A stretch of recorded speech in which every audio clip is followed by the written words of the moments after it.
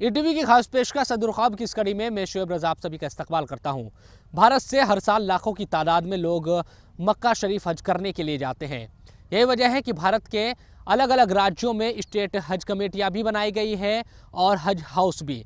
लेकिन हरियाणा में हालात दूसरे नज़र आते हैं। यहाँ हज कमेटी तो है लेकिन हज हाउस की दरकार आज भी लोगों को है। ऐसा नहीं कि कोशिश नहीं की गई, बल्कि कोशिशें लगातार की जाती रही है, लेकिन आज तक भी हज हाउस नहीं बन पाया। आखिर क्या वजह है इसकी, और हज हाउस अगर बनता है तो किस तरह से लोगों को सहूलियतें मिलेगी? आज सदर ख्वाब की इस कड़ी में हम यही देखेंगे।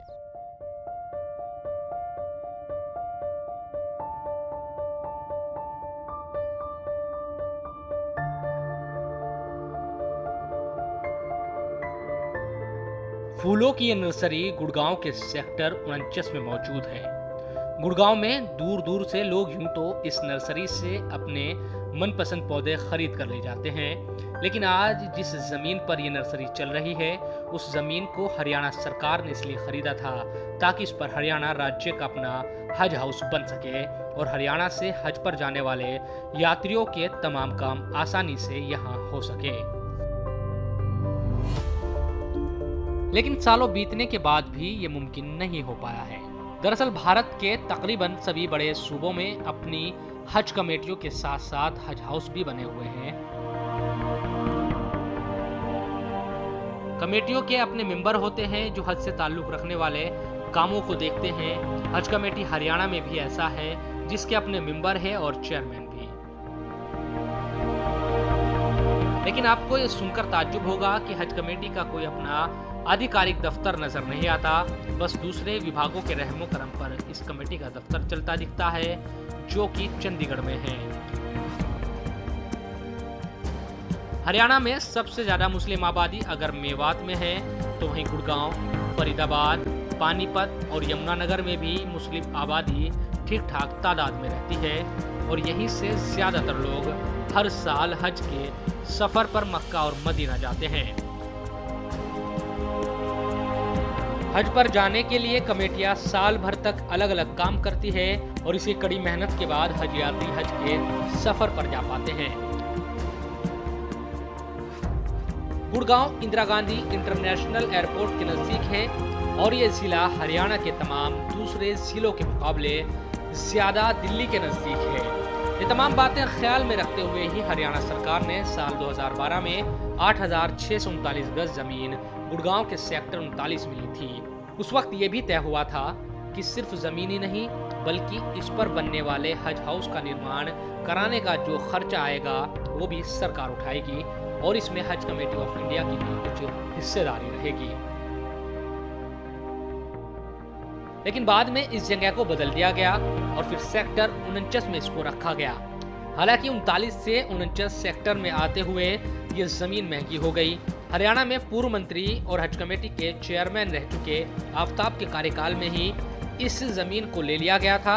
वो बताते हैं कि सरकार ने उसी वक्त कोशिशें शुरू कर दी थी, लेकिन बाद में वो काम शुरू नहीं करा पाए। हालांकि अब खबरें ये आ रही है कि 49 सेक्टर में जो जमीन हज हाउस के लिए ली गई थी उसमें से रकम का एक बड़ा हिस्सा अभी तक अदा नहीं किया गया है।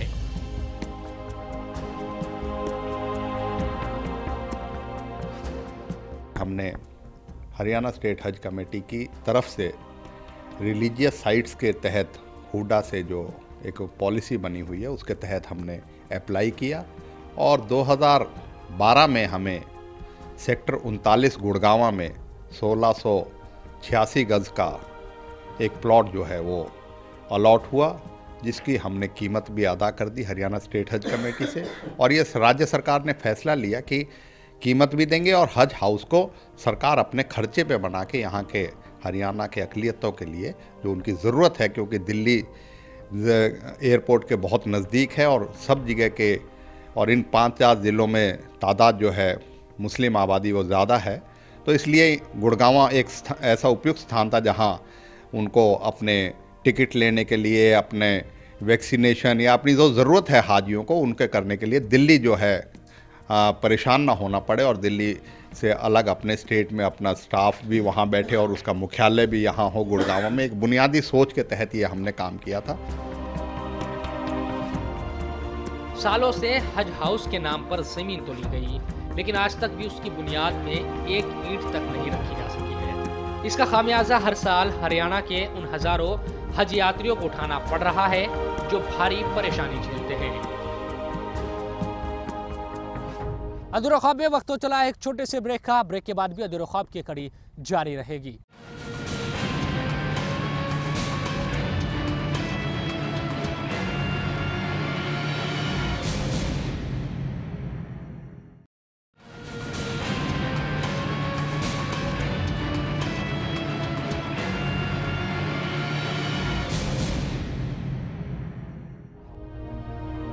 किसी भी हज यात्री को कोई काम होता है तो अपना काम कराने के लिए चंडीगढ़ के चक्कर लगाते हैं। गुड़गांव, मेवात, फरीदाबाद तमाम जगहों से लोग चंडीगढ़ भागते नजर आते हैं। जबकि गुड़गांव में अगर हज हाउस बनता तो यकीनन हज कमेटी का दफ्तर भी यहीं बन जाता। इसको लेकर ज्यादा मतभेद भी नहीं है। हाजी जुबैर पिछले साल ही हज करके आए थे। वो खुद कहते हैं कि हरियाणा के मुसलमान हज पर जाने के लिए चंडीगढ़ और दिल्ली पर ज्यादा डिपेंड नजर आते हैं और राज्य का अपना कोई हज हाउस न होने के चलते हज यात्रियों को भारी परेशानियों का सामना करना पड़ता है। हज के दौरान जब फार्म अप्लाई कर देते तो हमें यहाँ एक तो ये ना फार्म मिलने के लिए भी या तो हमें नूहू जाना पड़ता है या ऑनलाइन कई बार नहीं मिलता चंडीगढ़ जाना पड़ता है। तो क्योंकि गुड़गांव में हज की कोई ऐसी ना तो कोई ऑफिस है ना कोई वो है, तो जितने भी हाजी हम गुड़गांव से होते हैं या आसपास से होते हैं उनको बड़ी परेशानी का सामना करना पड़ता है। जब हज के फार्म मिल जाते हैं तो कुछ वो इंस्ट्रक्शन देते हैं। इंस्ट्रक्शन के लिए जैसे हाजियों को ट्रेनिंग दी जाती है कि भाई हज में जाके क्या करना है, उसका कोई इंतज़ाम नहीं है। हज कमेटी बनने से इतना फ़ायदा होगा कि छोटे से काम के लिए चंडीगढ़ ना भागना पड़ेगा। अभी भी जैसे अगर कोई भी हमें फार्म की कोई अड़चन आती है तो चंडीगढ़ भागना पड़ता है। तो चंडीगढ़ जाने के लिए कम से कम आदमी को 2 दिन चाहिए, क्योंकि एक दिन यहाँ से जाएगा तब जार पहुँचेगा। और मैक्सिमम बहुल इलाका जो मुस्लिम बहुल इलाका है वो मेवात डिस्ट्रिक्ट है। मेवात और गुड़गांव, फरीदाबाद, इन 3 डिस्ट्रिक्टों में गुड़गांव हरियाणा के सबसे ज़्यादा मुस्लिम बहुल एरिया है। तो यहीं के लोग ज़्यादातर हज पे जाते हैं। यूँ तो सारे हरियाणा से जाते हैं, बट यहाँ के लोग मैं कहता हूँ 90 या 85% लोग यहाँ के होते हैं। तो अगर हज कमेटी यहाँ बन जाएगी तो यहाँ के लोगों को इतना फ़ायदा होगा, ना चंडीगढ़ भागना पड़ेगा, ना ट्रेनिंग के लिए कोई परेशानी होगी, ना हज में जाकर के कोई दिक्कत आएगी। सालों से हज हाउस ना बनने का मुद्दा हरियाणा के मुस्लिम उठाते भी रहे हैं, लेकिन अभी तक कोई मसले का हल नहीं निकल पाया। कांग्रेस सरकार में भी उतनी तेजी के साथ काम नहीं हुआ जितना होना चाहिए था, लेकिन पिछले 1.5 साल में तो इस दिशा में कोई कदम उठाया ही नहीं गया। हाजी शहजाद इस बारे में कहते हैं कि अगर हज हाउस को गुड़गांव में बनाया जाता तो यकीनन इससे हरियाणा के मुसलमानों को बड़े पैमाने पर फायदा पहुंचेगा। जी, जब से हरियाणा बना है तब से ही मुसलमानों की तरफ से हज हाउस को हरियाणा के अंदर ही बनाने की और ख़ासकर दिल्ली के आसपास बनाने की डिमांड रखी जाती गई। पिछली मरतबा कांग्रेस गवर्नमेंट के अंदर जब आफ्ताब अहमद जी चेयरमैन थे हज कमेटी के, तो उन्होंने गुड़गांव को एक लोकेशन फाइंड आउट करी कि हमें गुड़गांव के अंदर दिया जाए। और हुडा साहब ने यहाँ पे 39 सेक्टर में हमें एक ज़मीन दी भी थी हज हाउस के लिए, लेकिन क्योंकि वो पुरानी आबादी के बीच बस आती थी ज़मीन और हज के टाइम पे बहुत बड़ी तादाद में लोगों का आना जाना होता है, तो कोई डिस्टर्बेंस ना हो, किसी तरह की परेशानी ना हो, ट्रैफिक जाम ना हो, फिर वो हमने एक दरख्वास्त लगाई थी कि ज़मीन की लोकेशन चेंज कर दी जाए। तो कांग्रेस गवर्नमेंट ने हरियाणा की पिछली मरतबा वाली ने 49 सेक्टर के अंदर हमें ज़मीन दे दी, लेकिन उसके बाद जब कांग्रेस गवर्नमेंट चली गई ये मामला पेंडिंग में लटका हुआ है। ये ज़मीन हमें मिल भी गई है और नहीं भी मिली। इसके अंदर एक तो कुछ पेमेंट के एरियर्स निकाल दिए गए हैं शायद 1 करोड़ रुपए के लगभग, और उनको सॉल्व आउट नहीं किया गया और अब इसको 1.5 साल हो चुका है। हमारी अब सबसे बड़ी समस्या ये है कि हज कमेटी के जो छोटे मोटे काम होते हैं, ख़ासकर हज पे जाने से 2 दिन पहले वाले, एक दिन हमें अपने डॉक्यूमेंट्स लेने के लिए दिल्ली जाना पड़ता है, उस पर अगले दिन हमें टिकट लेने के लिए दिल्ली जाना पड़ता है। अब जो आदमी 150 किलोमीटर, मान लीजिए यहाँ से झिड़का फिरोजपुर 100 किलोमीटर है और दिल्ली 150 किलोमीटर है, वो आदमी 150 किलोमीटर आज जाएगा, पेपर लेके आएगा, नेक्स्ट डे जाएगा, टिकट लेके आएगा, फिर उसके नेक्स्ट डे जाएगा तो वो हज पे जाएगा। कुछ इसी तरह की राय गुड़गांव के रहने वाले इस्लामुद्दीन की भी है। अपना हज हाउस ना होने के चलते हरियाणा के हज यात्री दिल्ली हज कमेटी के ऑफिस पर भी निर्भर नजर आते हैं। वाहिद एक स्टेट हरियाणा स्टेट ऐसा है जिसके अंदर हज हाउस नहीं है, या हज पे जाने वालों को किसी भी तरह की कोई सहूलियत नहीं मिलती। दिल्ली करीब में है, लेकिन मेवात से तकरीबन मुसलमान को अगर हज के लिए जाना होता तो उसको चंडीगढ़ जाना होता है। और बदकिस्मती ये है कि चंडीगढ़ में भी हज हाउस नहीं है। जो भी हज मंत्री, हज चेयरमैन डिसाइड होते हैं उसी के कोटे पे मतलब दर बदर कोई एड्रेस मुकम्मल नहीं है कि भाई फला एड्रेस उसको समझाते हैं। सरकार चेंज हो जाती है तो बिल्डिंग चेंज हो जाती है। इसलिए गुड़गांव में तो बहुत सा ज़रूरत है कि हज हाउस यहाँ पर। इससे पहले लेज़र वैली के लिए जगह मुकर्रर की गई थी, वो कैंसिल कर दी गई। फिर 39 में जगह मुकर्रर की गई हुड्डा साहब के टाइम में, उसमें उन्होंने कहा जी बिल्डिंग बना के देंगे। पता नहीं क्यों इस सरकार ने इसको अधर में लटकाया हुआ है, ये क्लियर नहीं कर रहे हैं। जबकि हुड्डा सरकार ने हमें ज़मीन के साथ साथ में बिल्डिंग बना के देने के लिए वादा किया था कि हम हज हाउस बना के देंगे आपको। हज पर जाने वाले दिनों में सूबे के तमाम हज यात्री दिल्ली हज कमेटी के दफ्तर के बाहर बने कैंप में ही जमा होते दिखते हैं। अगर राज्य का अपना हज हाउस बन जाए तो यहाँ हज यात्रियों के ठहरने का भी बेहतर इंतजाम होगा और राज्य के हज यात्रियों को किसी भी तरह की परेशानी का सामना नहीं करना पड़ेगा।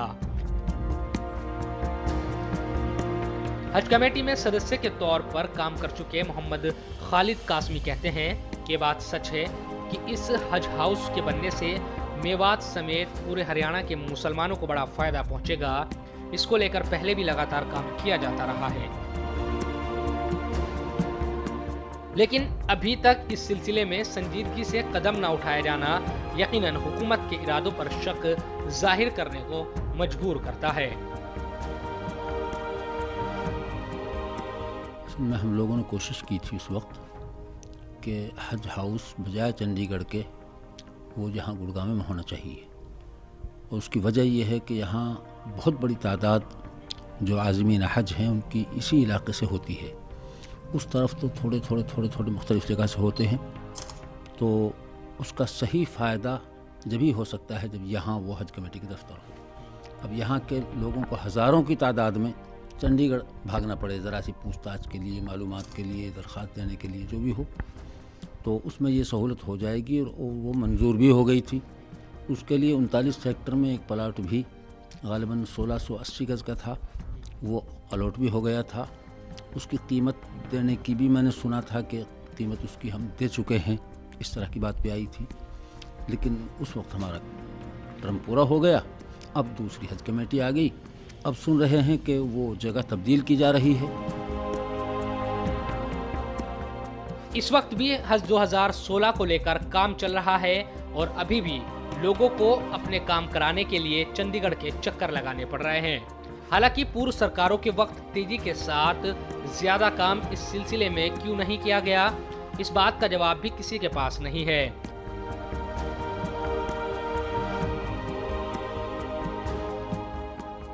चलिए अधूरा ख्वाब में वक्त हो चला है एक और छोटे से ब्रेक का। ब्रेक के बाद भी अधूरा ख्वाब की कड़ी जारी रहेगी।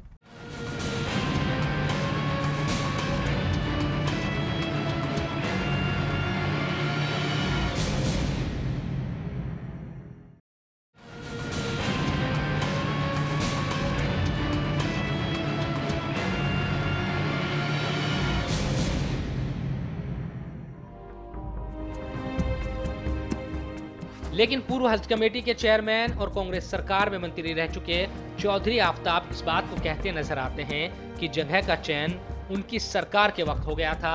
अब जिम्मेदारी वर्तमान सरकार की है कि वो इस मामले में कदम आगे बढ़ाए। हम इंडिपेंडेंटली चाहते हैं हमारा अपना हो, और उसमें चंडीगढ़ के बजाय हम अपना हरियाणा हज कमेटी जो है अपना दफ्तर भी यहीं बना ले, जिससे मीटिंग भी यहाँ हो। अभी पर्टिकुलर नहीं है। हम कांग्रेस सरकार ने पहली बार चेयरपर्सन के लिए भी एक अलग से दफ्तर जो है वो 2014 में जो है वो दफ्तर भी और गाड़ी भी पहली बार दी, जिससे कि किसी चीज़ में बस ये तो जज्बा है काम करने का, और हम ये मानते हैं हमारी जिम्मेवारी है।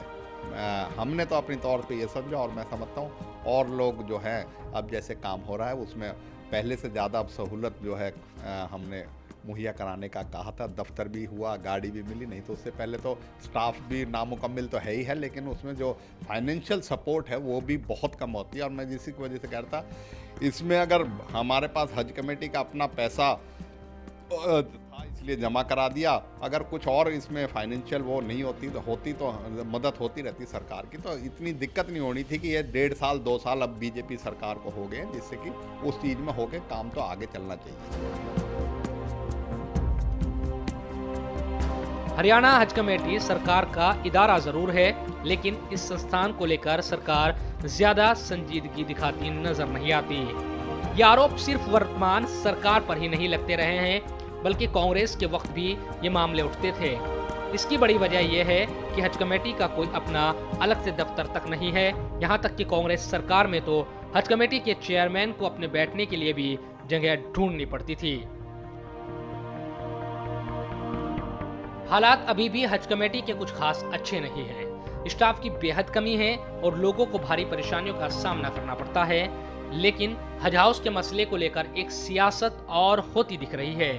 वो ये कि हरियाणा में इस वक्त बीजेपी की सरकार है और हज कमेटी के चेयरमैन कांग्रेस कार्यकाल के हैं।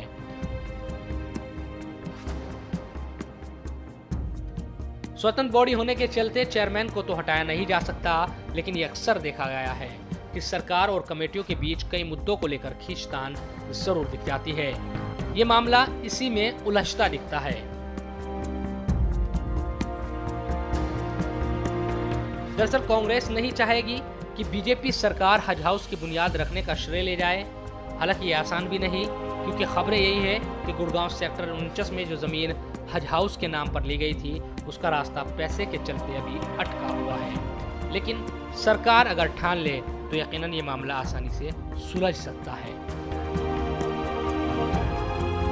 इस मामले में अब हरियाणा बीजेपी अल्पसंख्यक मोर्चा के प्रदेश अध्यक्ष औरंगजेब सामने आए हैं। औरंगजेब कहते हैं कि उनकी सरकार की छवि को खराब करने की कोशिश होती रही है कि वो अल्पसंख्यकों के लिए काम नहीं करती, जबकि बात इसके उलट है। सरकार काम भी करती है और हज हाउस के मसले को लेकर वो खुद सीएम से मिलकर इसको सुलझाने की कोशिश करेंगे।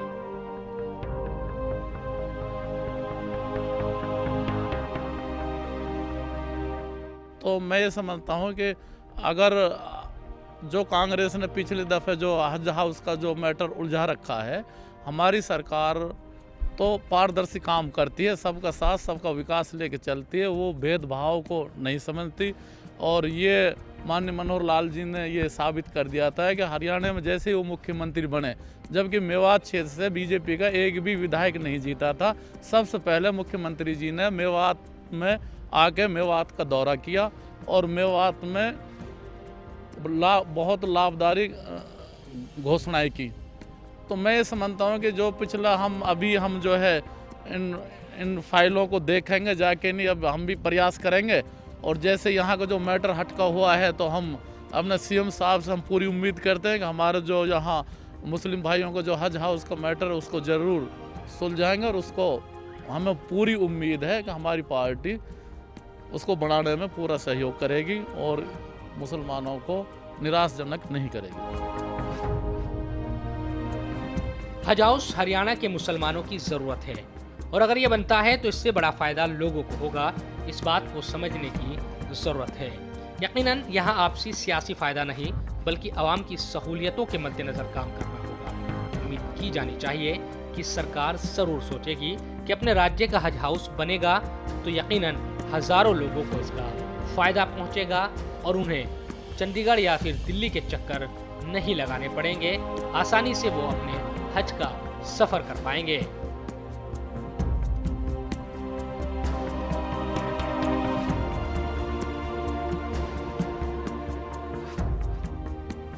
हज हाउस के लिए गुड़गांव को इसलिए चुना गया क्योंकि दिल्ली एयरपोर्ट भी गुड़गांव से बेहद नज़दीक है। इसके साथ साथ मेवात, फरीदाबाद और गुड़गांव में बड़ी तादाद में मुस्लिम आबादी रहती है और यहीं से ज़्यादातर लोग हज के लिए भी जाते हैं। उम्मीद की जानी चाहिए जो काम सियासत के चलते रुका हुआ है या उलझा हुआ है, उसको अब सुलझा लिया जाएगा और जो लोगों की सहूलियत है उसको मद्देनज़र रखते हुए हज हाउस का काम आगे बढ़ाया जाएगा। फिलहाल अब्दुल वहाब की आज की इस कड़ी में इतना ही। मुझे और मेरी पूरी टीम को दीजिए इजाज़त। फिर मुलाकात होगी नई कड़ी के साथ। देखते रहिए ETV न्यूज़।